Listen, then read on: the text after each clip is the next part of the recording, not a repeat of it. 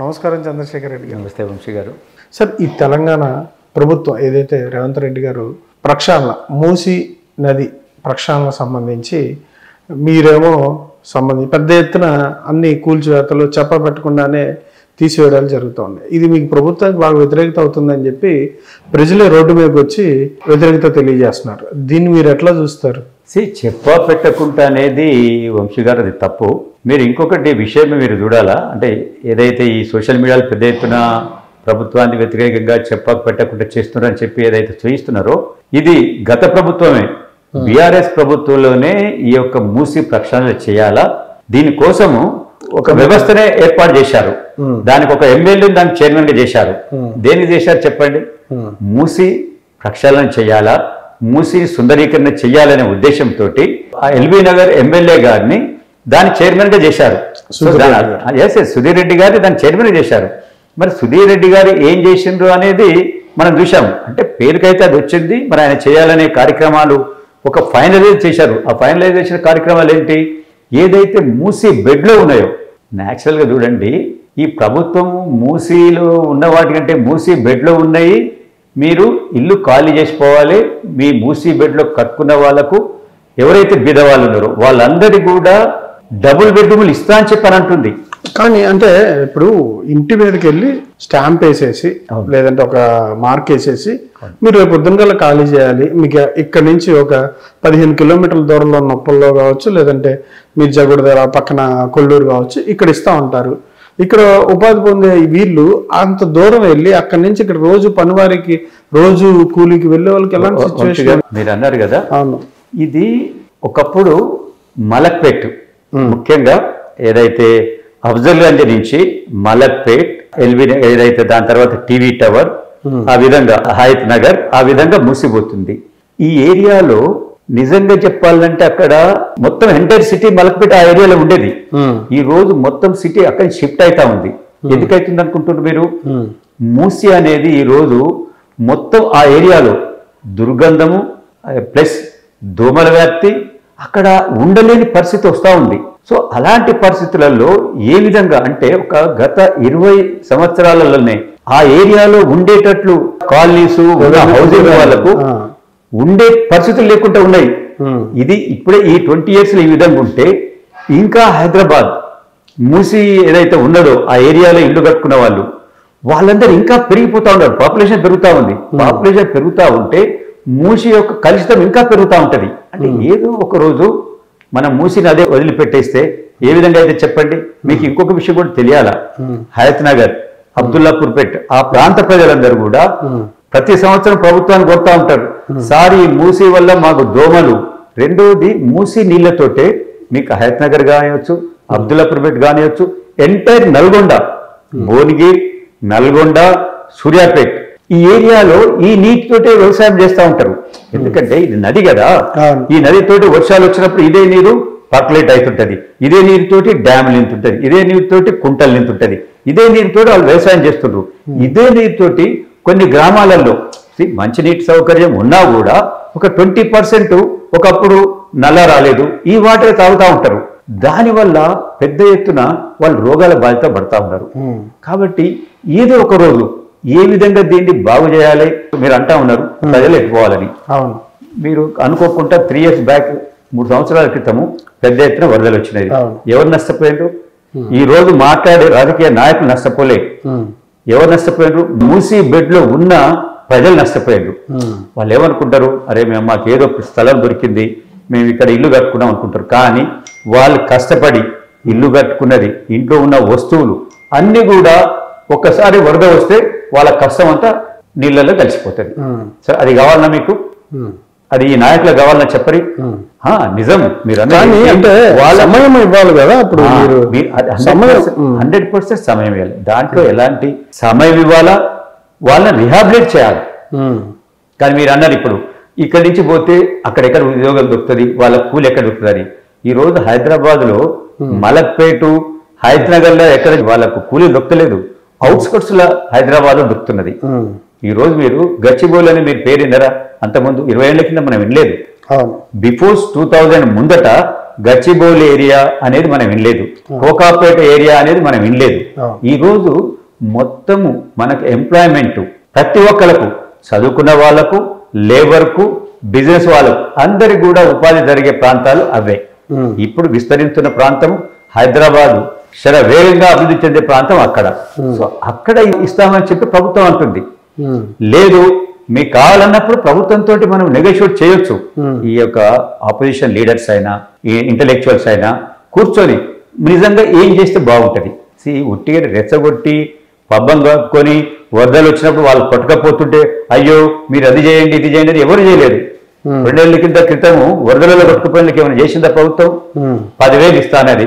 కొంత 10,000 తోటి ఏమైతే చెప్పారు? ఏళ్ల కొద్దీ వాళ్ళు ఇల్లు కట్టుకొని దాంట్లో గత ప్రభుత్వం కదా, గత ప్రభుత్వం ఏ ప్రభుత్వం వచ్చినా కూడా వరదలు వచ్చినప్పుడు ఆపలేం కదా. ఆపలేనప్పుడు న్యాచురల్ గా నష్టపోయేది ఆ ప్రాంతంలో ఉన్న ప్రజలే.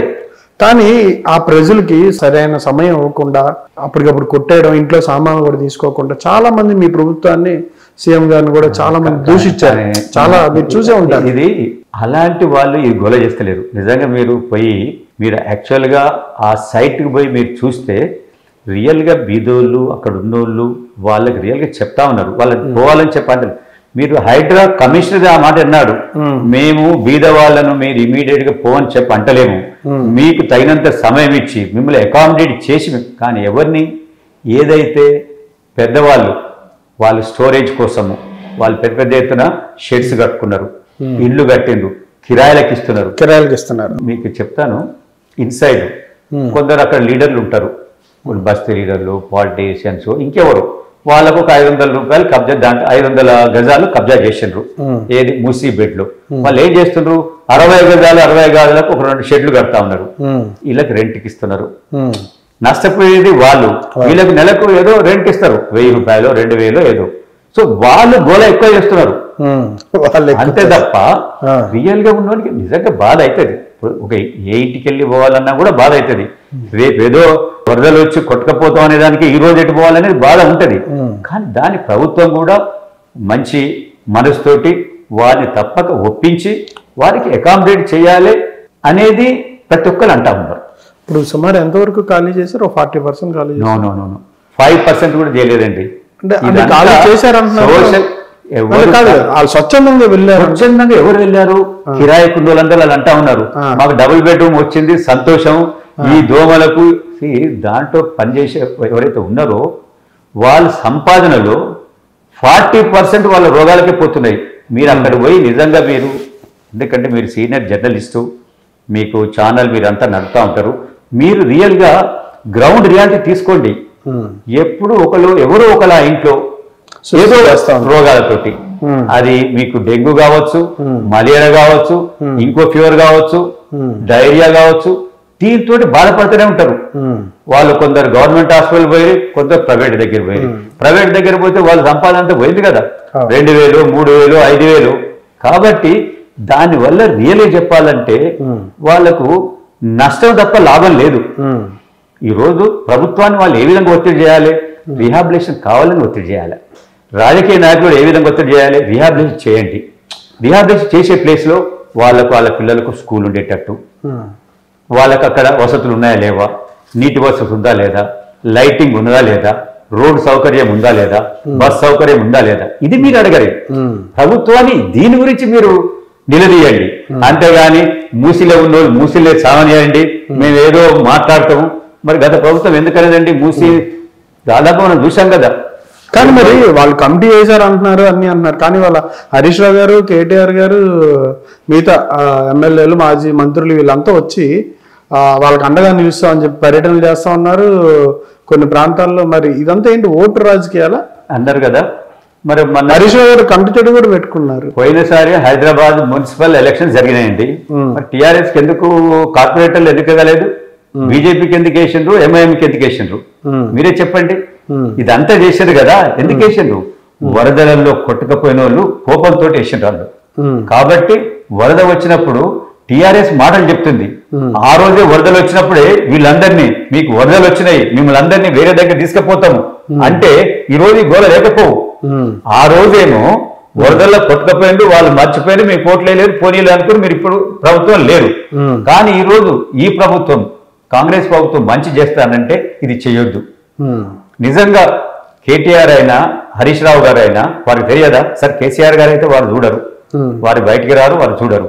మీకు తెలుసు కదా, మీరు చదువుకున్నోళ్ళు, మీరు దేశాలు తిరిగినోళ్ళు, ఈ యొక్క మూసి బెడ్లో ఉన్నోళ్లకు, మూసి ఆ యొక్క పరివార ప్రాంతంలో ఉన్న వాళ్లకు ఏ రోజైనా నష్టం జరుగుతుందని మీకు తెలుసు కదా. మీకు తెలిసినప్పుడు వాళ్ళని ఎందుకు రెచ్చగొడుతున్నారు? మీరు దేన్ని రెచ్చగొట్టాలి? ప్రభుత్వాన్ని ఏమని అడగాలి? వాళ్ళకి కావాల్సిన సదుపాయాల గురించి మీరు ఫైట్ చేయండి, దాని గురించి మీరు అడగండి. ప్రజలు మిమ్మల్ని శభాష్ అంటారు, అంతేగాని వాళ్ళు ఎవరికేమంటుండి ఎవరు వచ్చినా బుల్డోజర్ నా మీద నుంచి వెళ్ళాలి, నా మీద నుంచి వెళ్ళాలని స్టేట్మెంట్లు ఇస్తున్నారు కదా. ఏమేం చేయాలంటుంది? ఇదే వీళ్ళంతా మంత్రులు, మాజీ మంత్రులు కానీ, ఎమ్మెల్యేలు, ఎక్స్ఎమ్మెల్యేలు కానీ మా మీద నుంచి బుల్డోజర్లు వెళ్ళాలని చెప్తారు. ఎవరు బుల్డోజర్స్? నేను ముఖ్యమంత్రి గారు అన్నారు కదా, మేము ఎందుకు బుల్డోజర్ తీసుకుంటాం పోయి మీ మీద వెళ్ళేదానికి, మాకు వేరే పనులు ఉన్నాయి. ఒక్కొక్క బుల్డోజర్ తీసుకొని మీకోసం కొనాలంటే మా దగ్గర అంత డబ్బులు కూడా లేవు, ఉన్నాయని మీరు ఖర్చు పెట్టుకొని పోయినరు. దీంట్లో రియల్ చెప్పాలంటే ఈరోజు ఇది వెనకటి రాజకీయాలు కాదు, ఈరోజు అందరు చదువుకున్న వాళ్ళు.